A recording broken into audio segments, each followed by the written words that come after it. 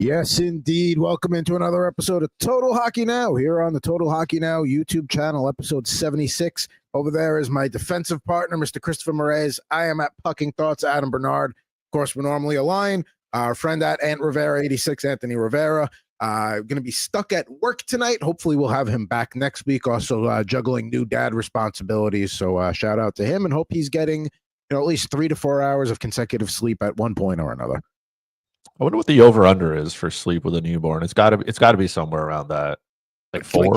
Cumulatively for the 24-hour period, or like how long each session of sleep? You could really bet both, actually. You could probably bet both. Yeah, I was gonna say, because I guess maybe he doesn't know what like a regular sleep schedule is. Like 8. I'm assuming 8 hours is not doable. 4 maybe in a row, like consecutively. Yeah, kids, what? Maybe a few weeks old. Not there yet. We'll get there, but not yet.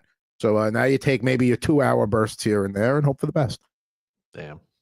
But I got a solid 8 hours sleep, by the way. I know nobody asked, but I got a solid 8 hours yesterday. So. I think last night I got a pretty good amount. Yeah, I think last night was a banner night for sleep for me, considering how it usually goes. But it'll be a late night tonight as I get the Thursday Night Hockey League, and we're here to talk some NHL hockey here on Total Hockey Now. We're going to go through some of the headlines, which is mostly just guys coming back into the lineup and guys going week to week or on the IR.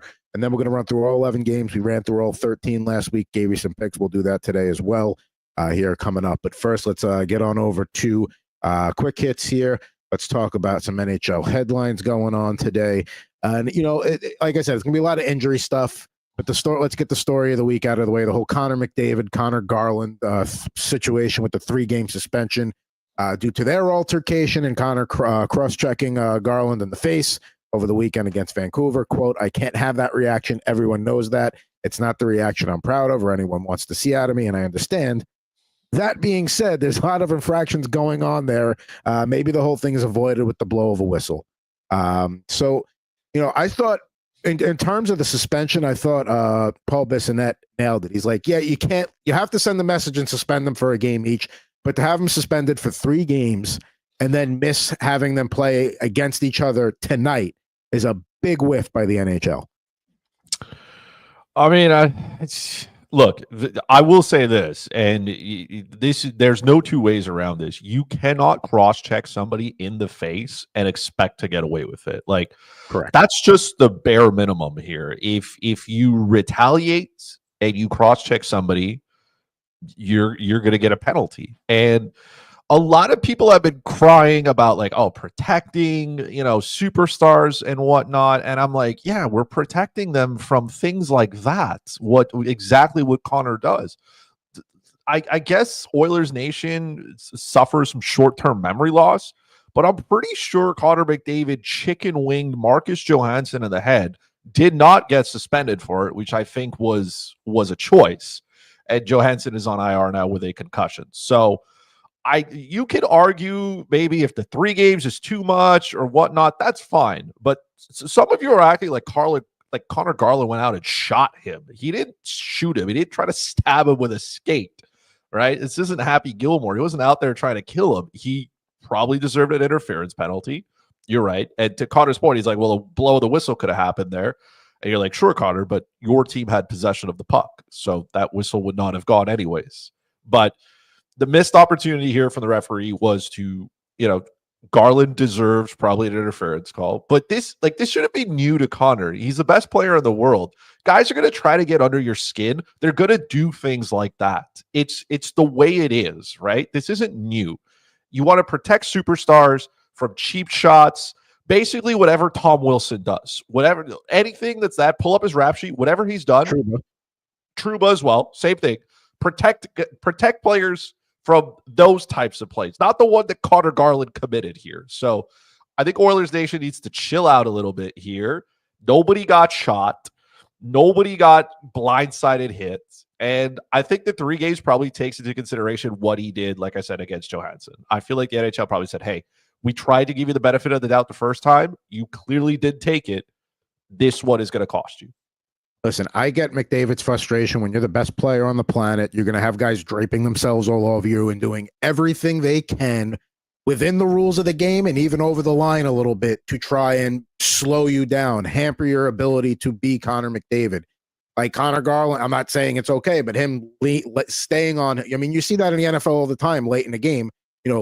Offensive teams trying to drive down for a game-winning drive, guy gets tackled, and the guy getting up off of him maybe just takes an extra second to push himself up, or and obviously that it's gamesmanship. You can say dirty, whatever it is.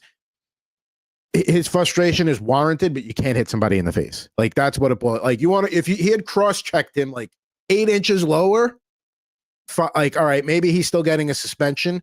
But yeah, you can't go at someone's head. Like in this day and age, we all know better. This isn't the 1970s where you get a concussion and you go take a shift off, shake it off, and come back on.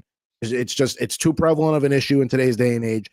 You got to vent your frustration. That's fine. There's ways to show it. You can't go at someone's head with your stick. That like he says he needs to know better, and that's fine. But let's see if he next time he gets frustrated because of the type of defense he's dealing with. Let's see how he releases that aggression, and it can't be at someone's head.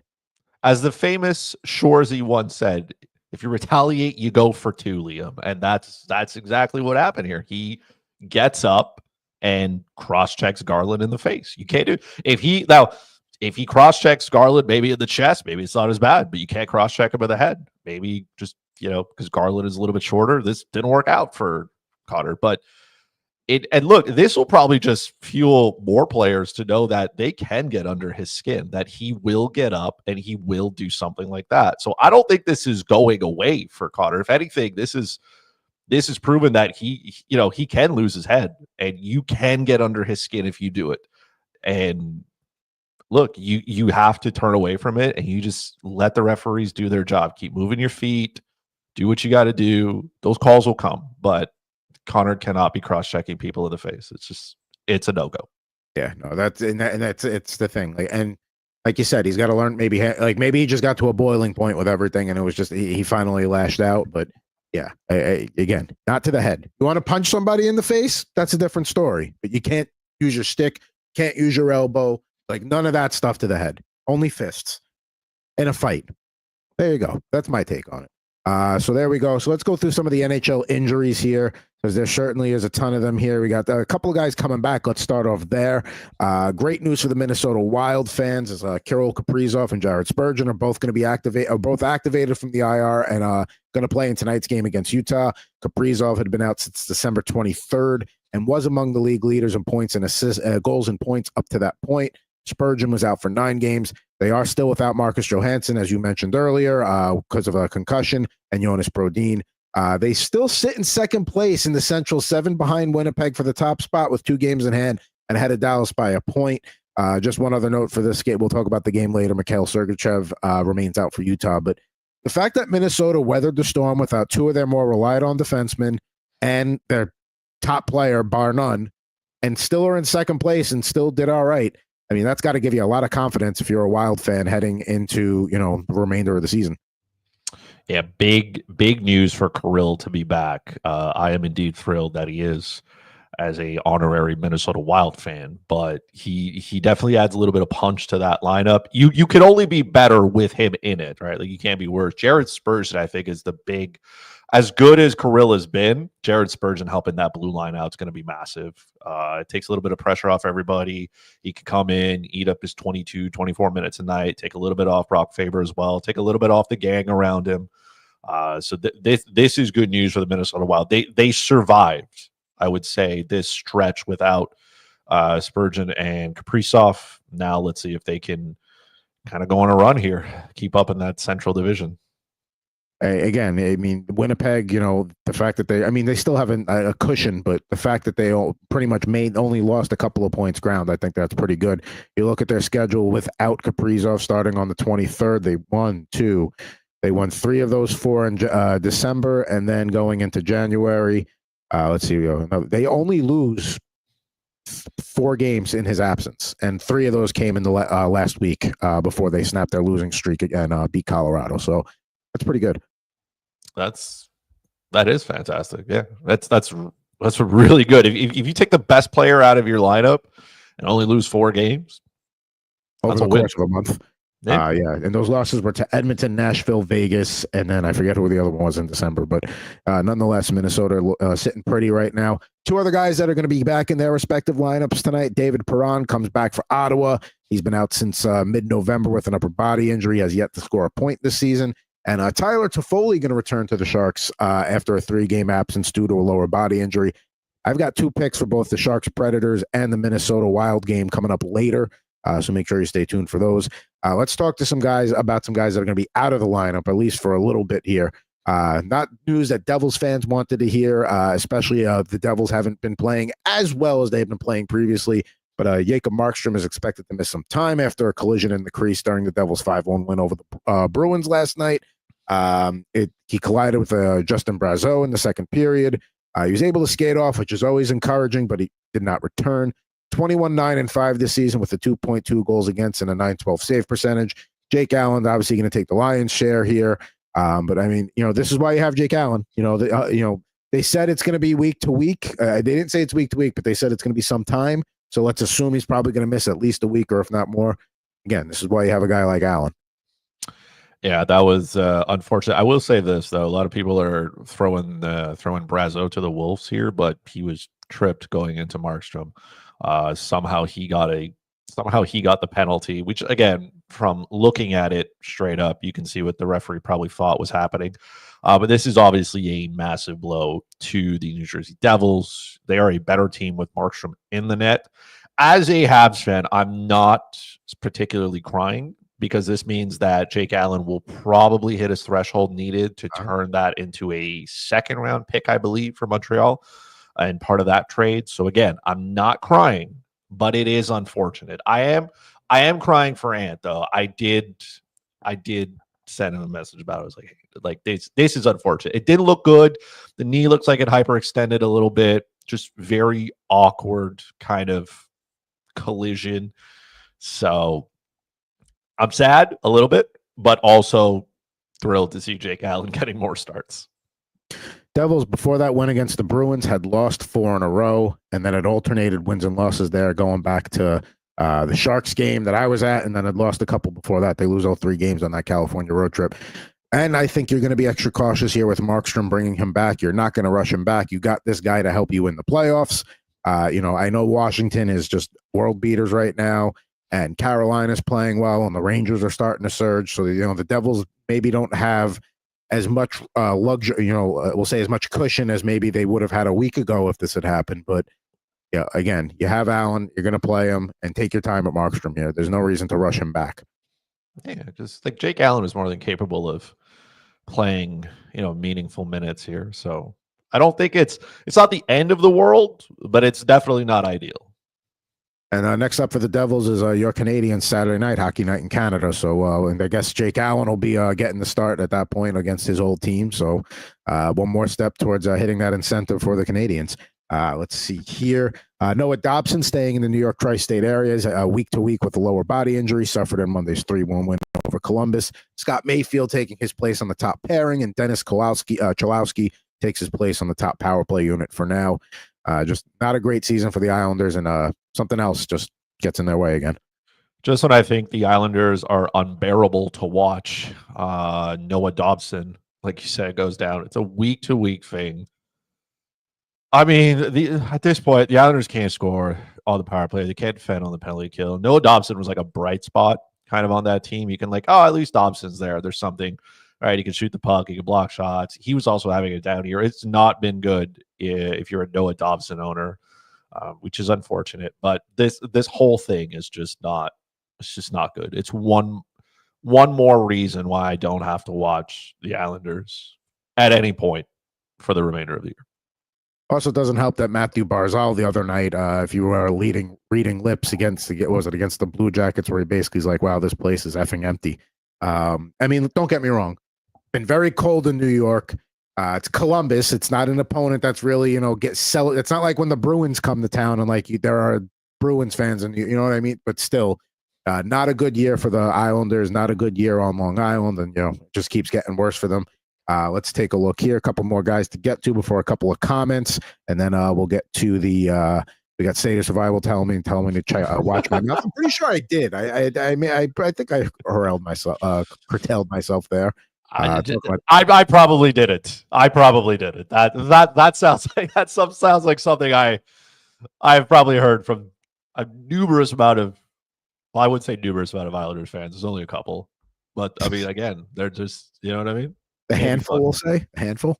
Also, Columbus winning yesterday was just comical because they are atrocious on the road. That's how bad the Leafs were yesterday, by the way. That they let Columbus walk in, barely shoot the puck, and they scored 4.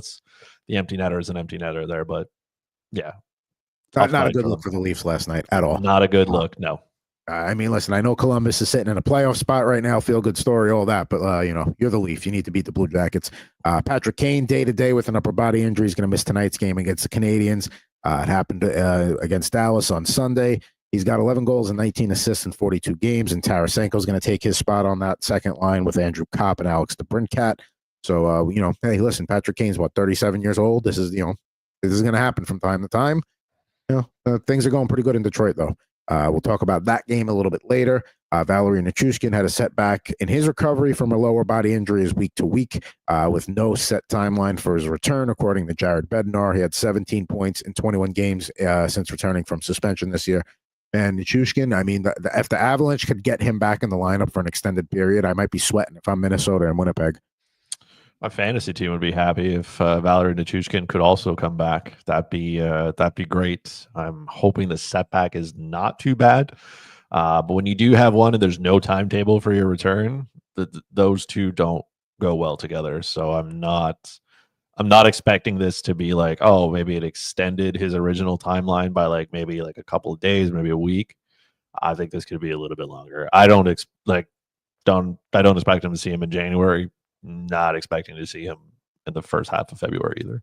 I was going to say, with the 4-Nation face-off break coming up, it might be wise if you got somebody that's borderline to just be like, you know what? There's a built-in week and a half off. We'll see you on the other side of that. I mean, Colorado's playing better. They're not in danger of falling out of a playoff spot, at least right now. So, yeah, I think you take your time with that. And you, not to use the old cliche, but you use that, he's our trade deadline acquisition, getting him healthy. I mean, hey, listen, it's a cliche, but it does make sense sometimes. Hey, you get a guy back that you've been missing for a while. It's the same thing. Adam Lowry, week to week with an upper body injury. Injury suffered in Monday's game against Utah. 11 goals and 15 assists, but this guy is more about the leadership and is, just being an all-around great center, especially defensively. They do get Mason Appleton back, though, so maybe not the trade-off you want, but at least you get somebody back. It helps. Yes. It helps. That's what it is. But the Winnipeg Jets are still the Winnipeg Jets. They're just, I don't know who's going to slow them down. Somebody will, but haven't found it yet. And finally here, William Karlsson for Vegas week to week with a lower body injury, and Max Pacioretty placed on the IR for the Leafs as well. State of Survival did have a question. We talked about this last week, but I mean, it's worth dipping into again. Where does JT Miller go? Personally, Boston is the best fit, but realistically, I think he's going to the Rangers. Bah! I hope I recreated the bah properly for you, and I captured your feelings on the situation there, State of Survival. Yeah, I mean, I know the Ranger trade has fallen through, and they had the Mika for JT straight up, and then there was another deal that was going to the 11th hour, and then that fell through. I mean, I really don't know where he's going at this point. I think Boston would make a lot of sense. I think a guy like that would play well in Boston. They could use the center help. They can use a guy like that in their lineup. I like that idea a lot. I don't think Boston has the resources to get it done. If you're using the framework of what the Rangers offer, apparently it came to close and they couldn't agree on the conditions of the pick, which is just kind of wild. I feel like that's like you're buying a $500,000 house and you're arguing about light bulbs. I feel like the conditions on the pick, you're like, okay, well, we're almost there. You know what I mean? We've agreed on everything else, but that's the blockage. Here are two places you get up from the table too and not try to hammer right. You know what I mean? I feel like that was the one that I'm like, okay. Here's two places I would like him to go that I know he's not going. One would be Colorado. I just don't see how they fit him underneath. Colorado needs a second center. It's not Casey Middlestat. And we have no idea what's happening with Gabriel Landeskog. He may never play hockey again. I don't like they need a centerman. I don't know if Colorado has the pieces to get it done. They most certainly don't have the space to get it done, the money to. But the salary cap is it's a fugazi. It doesn't exist, right? Like if Vegas can make it happen, every other team can make it happen as well. So that's the one thing. The second place, which I hope he never goes, is Toronto. So, I mean, John Tavares' contract is coming up here, so there's some money to come off the books here. I can't for the life of me look at the Vancouver Canucks and think they would take JT Miller back, but I'm pretty sure the Leafs would be willing to give up a first-round pick. They have some prospects in the system that they may entertain, saying, okay, we'll let him go, like a Fraser Minton, Easton Cowan, some of the, because again, the framework of what the Rangers had, I was like, well, that's not outrageous. I mean, it's a good offer, but it's not outrageous. So Toronto could use somebody down the middle who could play the wing, play center, JT Miller's leadership kind of thing. I don't know how he would mesh with those guys, considering he doesn't mesh with the other, with Pettersson and whatnot. But it's at least a conversation that I think Toronto management would want to have and see, hey, how can we make this work? And if the Canucks are in any way willing, to take John Tavares today, and then you can, kick the rocks down the road a little bit later and find out what you're going to do with Mitch Marner and all those, you know what I mean? You deal with those problems later. I don't think Toronto's going to re-sign Tavares anyway. So if you're going to get some value somewhere, you can keep rolling it back with the gang, right? And getting eliminated in the first round, or you can try and go out and get a piece. Those were the two spots that, as I was, in the shower thinking about JT Miller, I was like, why don't we go to Colorado was my first thought. I don't want to see the Leafs get better. Don't get me wrong. But I was thinking about it. I was like, man, why wouldn't that work? Why don't some of these teams try more? I'm going to throw two other teams out there. One has zero cap space. One has minimal cap space. But again, if you want it bad enough, you make it work. Tampa Bay, Carolina. I could see him also fitting into as well. Those would be decent spots. But again, they have to make the numbers work. But those are two spots I think he'd fit in well, especially Carolina. I feel like Rod Brindamore would love a guy like that. And for Tampa Bay, same thing. Comes in with the winning pedigree. He's been there before. Some of the guys are familiar with him. So let's see. We'll see where he goes to answer State of Survival's question. But it's got to come to a head here. You can't keep this has to come to a head. It can't wait till the trade deadline. And I know there's probably some sort of roster freeze coming up. With the Four Nations face-off. I think you've got to try and get something done before then. You don't want to rush it. But I mean, something's got to give here. Carolina would be a fantastic fit, by the way. Him and Rob Brindamore I feel like those two would get along. They would, and it would be a good.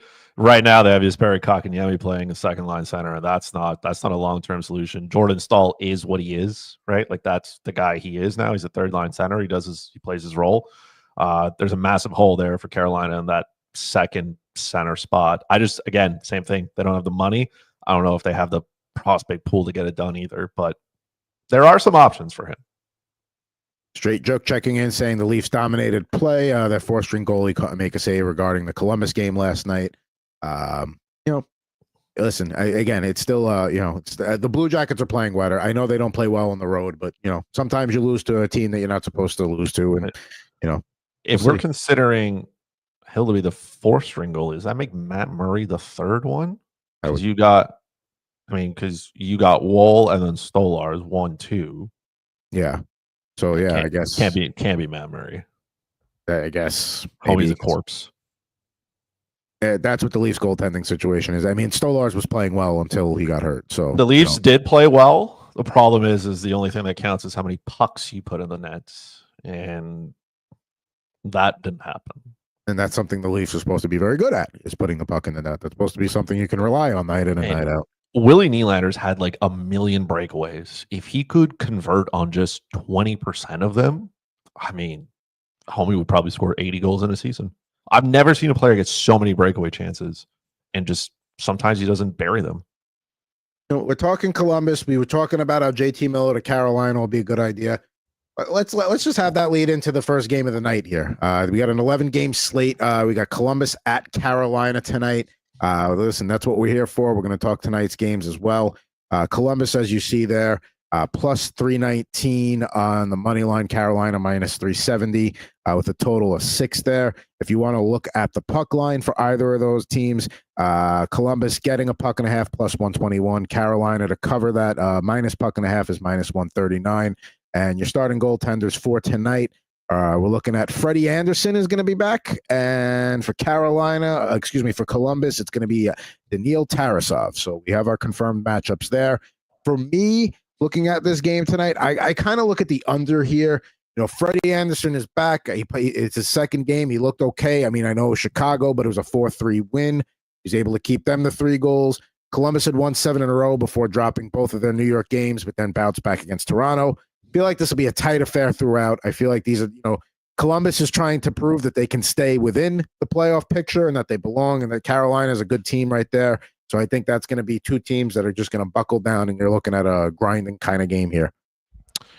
I could not care about this game. Columbus is just miserable on the road. I get that they won yesterday, but they generated like 19 shots on goal. There's no business for them to win. They are horrendous when they are on the road. They're not the same team. And it starts with Zach Werenski. His numbers plummet the minute he's on the road. And I get that, the home team has the last change and you can get better matchups, yada, yada, yada. But the ice is still like, what is it, 200 by 80? Like, it doesn't change. Like, it's the same thing. And they're just so bad. That being said, I'm not going to lay, that kind of money line and that kind of juice on Carolina because it wouldn't matter that much. I actually looked at a couple of spots here. I looked at Freddie Anderson's save total. It's sitting at 21.5, which is extremely low. But I would play the under there a little sprinkle, a little sauce there, just because Columbus they don't generate shots. They don't generate offense when they're on the road. And Carolina is a very well-structured team. So they're not going to give up a whole bunch of chances. Back-to-back games as well for Columbus. Nothing here screams great. So I know 21.5 is a short number. That is low, but I can't look at Columbus and say they're gonna get the over. Yeah, especially with the back-to-back there. Everything looking towards an under for me. So that's the first play of the night right there. Of course, it'll be like a 5-4 final now.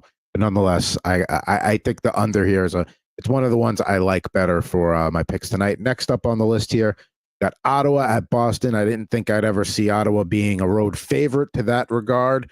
But nonetheless, here we are, minus 159 at Boston, plus 145. You're looking to grab them on the puck line there. Ottawa to cover a puck and a half, plus 160. Boston with a puck and a half, minus 180. Total is 5.5. Starting goaltenders for tonight. Looking at, don't have anything confirmed yet. Don't know if it's going to be Korpisalo or Forsberg for either team. But I'm staying away from this game. I got nothing to add to this one. Slap the over. Let's go. Okay. Imagine pretending either of these teams can defend. They can't. Ottawa most certainly cannot defend. So that's not going to happen. I was looking at this, but Brady Tkachuk has 1 goal in his last 10 games. That is his only point as well. He has 1 point, it being a goal in the last 10 games. So that is, I think the term is unacceptable from him.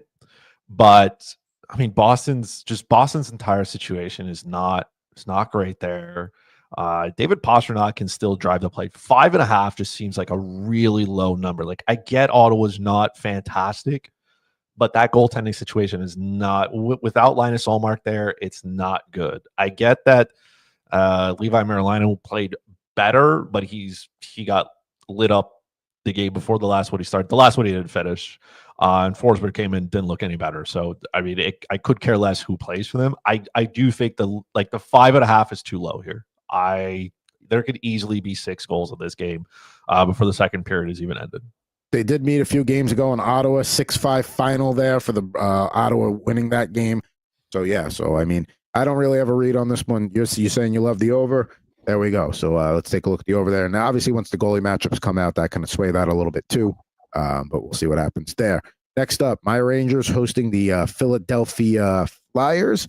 Flyers plus 123 on the road. Rangers minus 134. That total at 6. If you're looking to grab either team on the puck line, doesn't make sense with Philly at minus 197. Getting a puck and a half. The Rangers to cover would be plus 175. I'm not ready to say the Rangers are back, but they are beating the teams they should. And when they have lost recently, it's been a close game to a quality opponent. I think they've bottomed out. I think we're starting to see a little bit more. I don't think the Rangers are as bad as they were when they were at their worst in that slump. I don't know if they're as good as they were last year, but I think we're starting to get a true sense of what the Rangers are here. I was tempted to go puck line because I think, they're feeling good. They've got a little bit of their mojo back. But Philly has won 3 in a row, and they've only lost by 2 or more goals twice in this calendar year. So I'm looking at the Rangers to win in regulation, plus 105, slight plus money there. I don't know if the puck line would get home, but I think they can get this taken care of in regulation. So give me the Rangers right now who are rolling. Wow, we actually agree on it. I would also take the Rangers in regulation. Igor is back-to-back shutouts now, so he is cooking. I don't know if the Rangers are back, but Igor is certainly back, and the Rangers go as far as Igor goes. If he can, stand, lead the team, give them the goaltending that they need, they're going to be just fine here. That's about as far as I would go. Like you said, I can't trust the puck line here. I can't trust the Flyers, even with their 3 wins in a row. That just seems like a mirage. So it's Rangers or nothing. And like you here, I'm going to try to steal a little bit of that value and take them in regulation. So let's hope that they can just like get it done. Like a nice little 3-1 game. You know what I mean? But all 3 goals scored before the second period ends, then just roll into the third, shut it down. Flyers don't really have any offense. And then get out of there with a win. Samuel Ersson going for the Flyers tonight. But yes, I like the Rangers in regulation there. Just don't like the puck line enough. I think that might be getting a little too greedy, even though that's a plus 175 there. We talked about my Rangers. Now up is the Montreal Canadiens, who are at the Red Wings tonight. Montreal plus 113 on the road to Detroit's minus 123. Another 6 total there. Looking at the starting goaltenders for tonight, Cam Talbot between the pipes for the Red Wings, Samuel Montembeault for the Montreal Canadiens. If you are looking to grab a puck line in either direction here, Montreal plus a puck and a half, 2 juiced at minus 225. But if you think Detroit can cover that puck line at minus a puck and a half, that's plus 197 over at Circuit right now. No puck lines here. Definitely Montreal here. Detroit has not played well in the last 3 games. I know they went on this absolute tear show where they couldn't stop scoring, and that has come to a screeching halt. They have 3 goals in their last 3 games, all losses. Shock to literally nobody. I mean, Montreal's cooking here. Samuel Montembeault, he was really good last game. He was out there. The Tampa Bay Lightning came out. They threw everything but the kitchen sink at him, and he stood his ground. And I think the play of Dobej has really kept Samuel Montembeault in check a little bit here, because now it's not like you can come out and just have a poor performance and be like, oh, I'll get the net the next night. Things happen. No, if you play poorly and it happens enough, you may not see the net again. So again, Montembeault has been very good. There have been times when he has been bad, he has been bad. The peaks and valleys sometimes are there. He was very good last game. He has been good this season. The Montreal Canadiens are banging here. They're bussing. Also, the Detroit Red Wings, outside of the New York Islanders, let's pretend they don't exist for obvious reasons. The Detroit Red Wings have the worst penalty kill. It's under 70%. I think it's like 68 or something. Like, that's like Montreal's power play is nothing to write home about. I get it. But if you take penalties, Patrick Laine is going to be clapping that bomb from his office, from that left dot. He's going to howitzer it. So I just, with the way the Red Wings have been playing of late, with how poor their penalty kill is, and I mean, they're probably good, but there's no Patrick Kane as well. D was actually doing decent. There's some pieces missing here. So if I'm going to get the Montreal Canadiens, get them at plus money as well, and I don't have to worry about them, regardless of where they win, because they have gone past 60 minutes a few times here in their last 5. That's where my money is. These are all logical reasons. This is no homerism here. This is just, I don't like the way the Detroit Red Wings have been playing of late. Now, the Red Wings have only scored 1 goal in each of their last 3 games, like you pointed out, 3 games over the last 3 games. However, you're looking at Montreal here. 3-2 over Tampa Bay, but before that, 5-4 to the Rangers, lose 7-3 to the Leafs, 3-1 to a really tight checking Dallas team, 5-3 to Utah. They can put the puck in the net. Do we think this is I'm leaning a little bit over here. I don't know if it's official play, but my gut instinct on this game is to go over. But maybe this is a stay away here because I could see that also falling on a 4-2 final.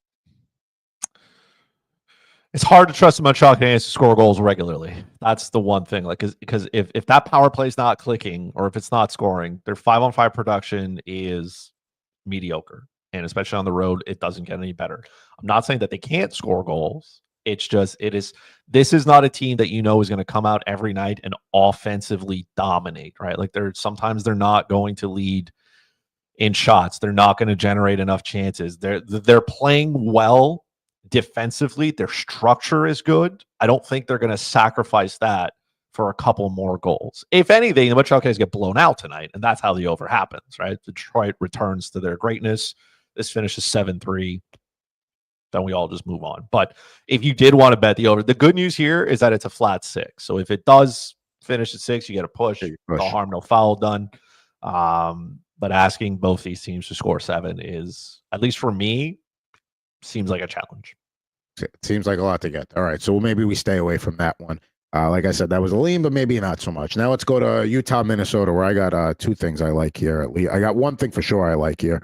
With Kaprizov and Spurgeon back, yes, Utah's won 2 in a row, but I don't love the way they've looked. Both of their goalies have struggled. I know Ingram came back and played well, but Vejmelka, both goalies playing tonight, Gustafsson and Vejmelka, have struggled recently. I think the Wild get a bit of a boost here from the return of both of those guys. They ride the momentum of snapping their 3-game losing skid with the win over Colorado the other day on Monday. I'd look at the over here too, with Utah scoring 15 goals in their last 4 games. Like I said, both goalies that are going tonight, Vejmelka and Philip Gustafsson, have not been strong lately. So with the total of 6 here, I'd go over there. But I think a puck line bet of plus 167 for the Wild, I can get on board with that. I'm not going that far. I'll take them in regulation. I do like obviously the return of Kaprizov is going to help. Utah doesn't have Sergachev, and that blue line gets extremely thin afterwards. Like when Ian Cole and John Marino are seeing a lot of minutes, you're not asking for good things. And the Wild, again, that's as much as Kaprizov coming back, Jared Spurgeon as well. That blue line as well gets a massive boost. I'll give Philip Gustafsson a little bit of a pass here. He's been good for most of the season. So I just believe that if this does come down to a goaltending battle, Gustafsson's going to win it. And yes, Utah can score goals, but if they can't defend, it's not going to matter. And I can't look at that blue line and say, yes, good things are going to happen here. It can't. So I'll steal some value here and hope that the Wild can wrap things up in 60 minutes. Minus 105 to get the Wild at regulation over at DraftKings right now, so that's pretty good. I think Minnesota wins big. I'm willing to go puck line here at the plus 167, and I'm even looking at that over as well. So there we go. A little Central Division clash there tonight. We got a Pacific Central clash here between Vegas and St. Louis. Looking at the starting goaltenders tonight for those 2 teams, we're looking at Joel Hofer for the Blues, and it looks like Ilya Samsonov going to go for the Wild there. Vegas minus 146. Road favorites at St. Louis plus 133. You're looking to grab one of those on the puck line there. Vegas to cover a puck and a half is plus 176. St. Louis with the puck and a half plus minus 200 there. I like to go with the back-to-back rule when it goes to playing totals. St. Louis beat them 5-4 on Monday against the Golden Knights, so I'm going the opposite here in the back end of the back-to-back. I'm going to take the under 6. Hofer has played well. Vegas has lost 4 in a row. Don't know how much they're going to be able to put the puck in the net. They've averaged 3 goals per game during that stretch, but when you're losing like that and you got a chance to beat a team like the Blues here that are going to match up well against your play similar style, I could see these teams buckling down and just like having a real grind out affair because that's what their personalities are, especially since the last game went over 5-4. So I'm going to go, like I said, back to back. I go the opposite. So I got to go under here. Under 6 minus 108. I could not care. I could not care less about this game. Okay. I mean, Vegas is not playing well. Every time I bet Ilya Samsonov to do anything, he does not reward me. So, and then having to trust St. Louis, not something I wanted to regularly do in 2025. I didn't have any New Year's resolutions really, because you can make a resolution any time of the year. But if I did have one, it would not be to trust St. Louis. That would be a good one. Okay. Does not trust the Blues. That's fair. I just need I need a tight checking affair to go under 6. I like what I got there.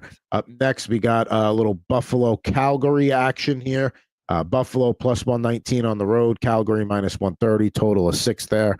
If you think Calgary can cover the puck line at home, that's plus 190. To me, kind of a stay away game here. Dustin Wolf's been playing pretty good lately. Maybe that's a reason to maybe give a slight lean to Calgary here, but this falls into the, you just talked about Vegas, St. Louis being a game you could care less about. Here's one I could care less about. I don't care for Buffalo, the city, but Calgary, Dustin Wolf was playing well. I think Ukko-Pekka Luukkonen is expected to start this game. Correct. Buffalo was like all right against Vancouver. They just didn't get the result. I would lean on the side of Calgary here. I think the game being at home, Buffalo doesn't really play well on the road either. They don't play well, but that lineup it's just a little thin for me. I don't necessarily like anything on the Buffalo side here. So I would lean a little bit more on Calgary here. I think they could take this one. I don't know if they can do it in regulation, just because I don't think there'll be a ton of goals here. Calgary's offense isn't necessarily something I want to write home about. So, but I would lean the Flame side. Flames plus 110 to win in regulation over at DraftKings. So if that's something you like, there you go. Stay away spot for both of us here. We got 4 games to go before we wrap things up on this edition of Total Hockey Now, episode 76. And we miss you. Hope you're back soon and partaking in our breakdowns and all that good stuff. Out in the Western Conference here, we got the rematch everyone's been looking forward to. Vancouver at Edmonton. Vancouver plus 163, Edmonton minus 180 at home, total 5.5 there.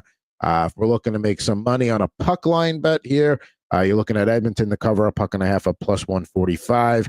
Vancouver plus a puck and a half minus 164 if you wanted to work that into a parlay somewhere else, but otherwise no real value there. For me at this game, listen, it's not going back to my back-to-back rule, and this is not a true back-to-back because both teams have played somebody else since their big game on Saturday night. But I mean, they've looking forward to this one. I can see some angry players taking some penalties, leading to a lot of power play opportunities. That 5.5 total, I feel like might be a too good to be true situation, but I'm going to take the bait. I'm going to bet the over here. The last game went under, so got to go over here, and I think you're going to see a ton of power plays, and if we see a lot of power plays, that means we're probably going to see Edmonton putting the puck in the net. Yeah, this is not financial advice, but I would empty the Roth IRA, the 401k, your TFSA, your RRSP, whatever side of the board you want, and just smash the over here. 5.5, it seems comical. I know that Connor McDavid is not here. I get that, but I do expect this game to be cleaner than most people think it will be, just because I think they're going to try to get that done early. Like, who's Connor Garland going to fight? Like, you know what I mean? It's not like who's he going to fight? Maybe he fights somebody. They get that settled within 10 minutes, just fight him. Everybody's all banged up and everything. But if these teams decide they just want to go out there and seek retribution, well, then it's just going to get into a power play thing. And both teams are just going to fire the puck on goal, and it's going to go in. Thatcher Demko is expected to start. He has not been good. Calvin Pickard is getting a start. He's been better than Stuart Skinner is, but both those goalies have a sub 900 save percentage. So I don't know how we keep that total down, because yes, they had 5 combined last game. In the game before that, at the beginning of the year, they scored 10. So there's probably a healthy median between the two. Right? It's probably something between 5 and 10, and all those numbers, right? 6, 7, 8, 9 are above 5.5, right? This is basic math here. I know basic math. That to me is just the way this goes. So we're going to empty the bank account tonight on the over. That's That's where it is. My bank account, I mean, maybe enough so I can get a 10-piece chicken combo at Oh, McDonald's. the 10-piece. We're not going 6-piece. We're going 10-piece. We're feeling a 10 little piece, fishy 10 tonight. piece, because we have the extra money because we Yeah. we empty the bank account. So we got a 10-piece trio here. Medium fry, medium drink, though, where we're not making it bigger. Definitely more of the money going to the over in this game. That's -115 to the Edmonton the under being -105. So there you go. So other people feeling strongly about smashing that over, and why not? Makes a lot of sense there. We got 3 more games to go here before we wrap things up here on this edition of Total Hockey Now. Thank you for watching, whether it's live or you're catching the replay here before the puck drops at 7 o'clock Eastern tonight. Pittsburgh, Anaheim, I've got no feelings on this one. I mean, I can make an argument for the over. I can make an argument for the under. I just, this game does nothing for me. I do not trust the Pittsburgh Penguins. Talking about not trusting the St. Louis Blues, not trusting the Pittsburgh Penguins here. No way. I get it's Anaheim. I get it. No way I'm trusting Pittsburgh. Ain't going to happen. Pittsburgh -158 on the road. Anaheim +144 underdogs at home. You're considering a puck line bet in either direction here. Let's see what we got here. You got Penguins are +160 to cover a puck and a half. Ducks are -180 to with a puck and a half. So 2 juice there. But if you think Pittsburgh can get a 2-goal win on the road, maybe there's some opportunity there. I ain't touching this game. I can't trust either team. No. Maybe if you gave me $10 and told me to bet on one of these sides, I would pocket the $10. Yeah, that's not one we're spending our money on tonight. We got another one here on the West Coast. We got Washington -133 at Seattle, who is a +122 home underdog. We're looking at the puck line on either side here. The cover for the Capitals is +176, -200 for if you think Seattle's plus a puck and a half, way too juiced.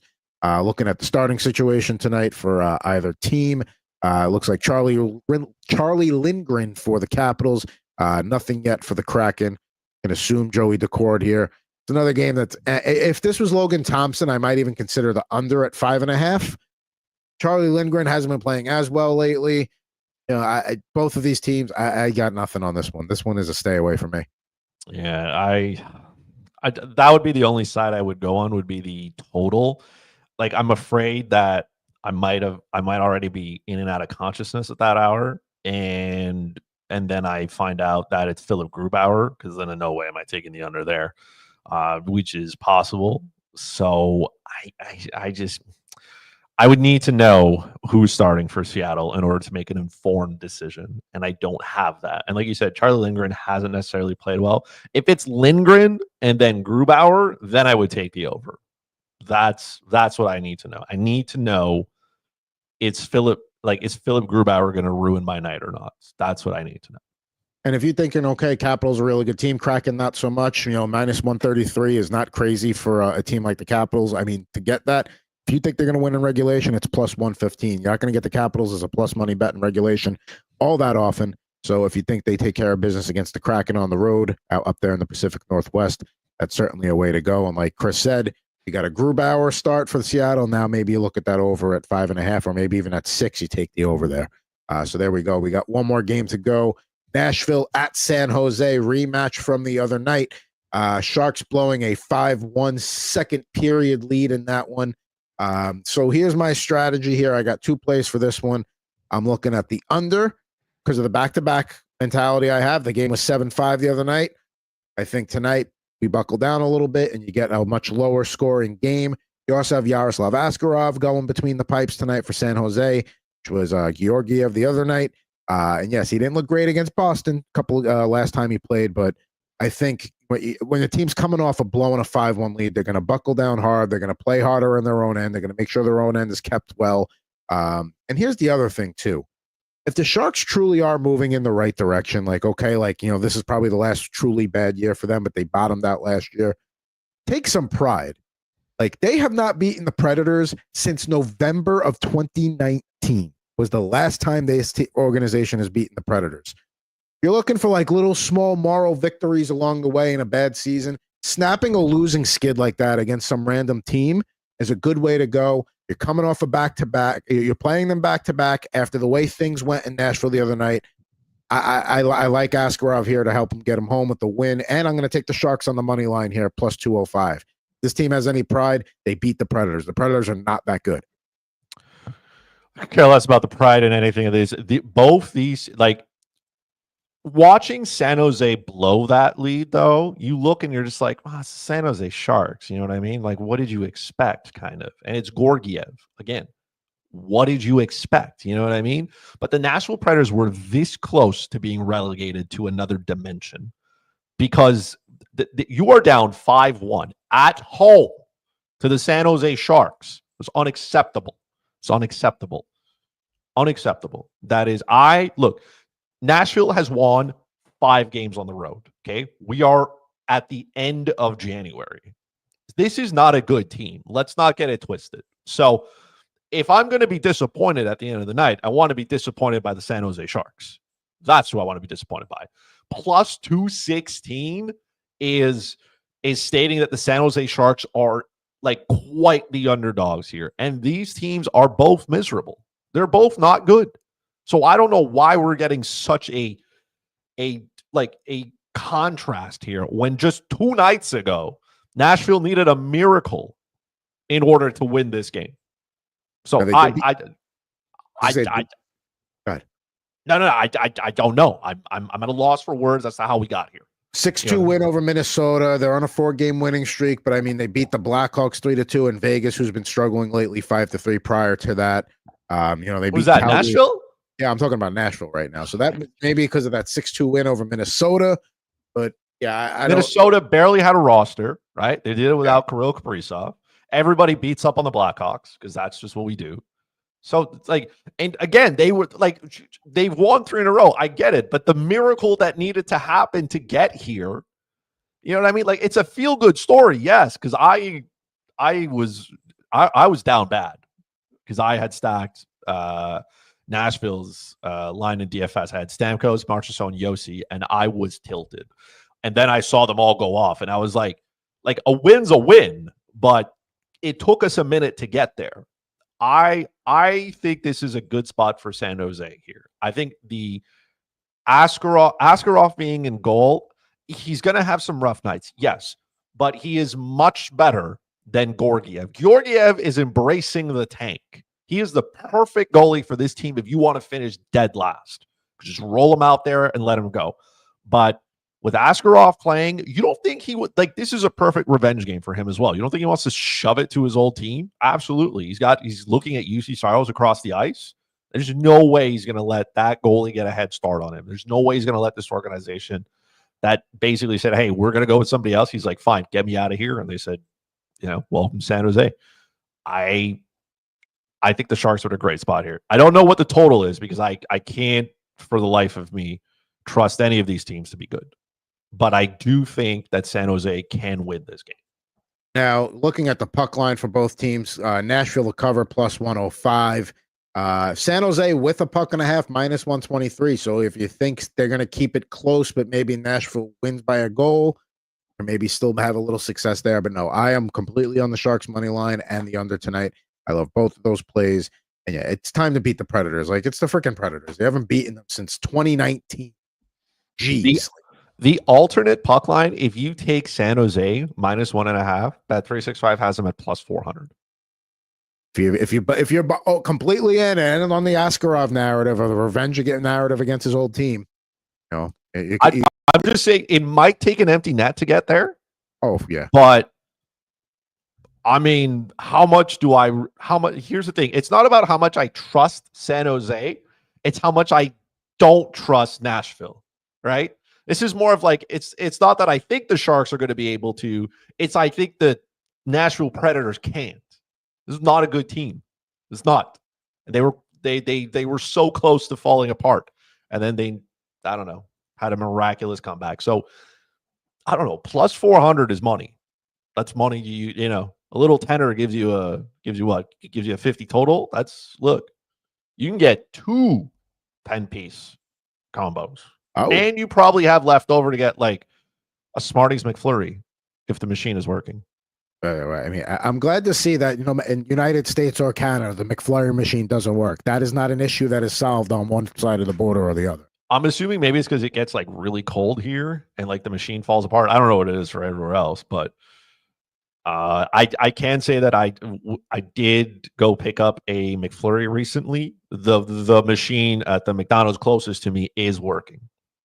So All right, so there you go. At your local Montreal McDonald's, if you happen to live near this guy right there, he's giving you the goods. He's telling you where to go. And there we go. So there we went through all 11 games tonight. We're both heavy on the Sharks here. I know that sounds crazy for a team that 4 in a row and lost 7 of their last 8. Yeah, I just there's too many reasons there to like the Sharks. I also throw out the Minnesota Wild as another one I like tonight. So go back through and you can see or hear all of our picks if you go back and listen. But there we go. Nice 11-game night in the NHL. What do we got coming up this week on the Slapshot podcast? We talked about it a little bit at the beginning of the show. I said some things about Connor McDavid and his suspension. So, if you're an Oilers fan, you just be ready to be triggered. Because again, you just can't cross-check people in the face. You just can't do it. And then a little more of puck doku, because why not torture yourself? I mean, we've all been there. We've all had somebody we've wanted to right in the teeth. Can't do it. Can't do it. Can't do it. And some people do it anyways, but you got to deal with the consequences, right? That is what it is, right? Actions have consequences. Doesn't matter who you are. Even when you're the best player in the world. Can't cross-check people in the face. Can't do it. Can't do it. And Rip and Riff off this week. Bit of a hectic week on both me and Jared's side. We'll be back with you next week. We'll take an early look at the Super Bowl, recap the conference championship games, and crack open some packs because that's what we do. But there we go. The NHL here, but Four Nations Face-Off is starting up soon. We've kind of gone through the rosters and stuff, but I am excited to fully preview that here in the coming weeks. But for at Fuzzy Chris 91. I am at Pucking Thoughts Adam Bernard, and for our friend Anthony Rivera at Ant Rivera 86. Hope you're back soon. Be back with you for an all-new episode of Total Hockey Now on the Total Hockey Now YouTube channel. Thanks for watching. Back with you next week.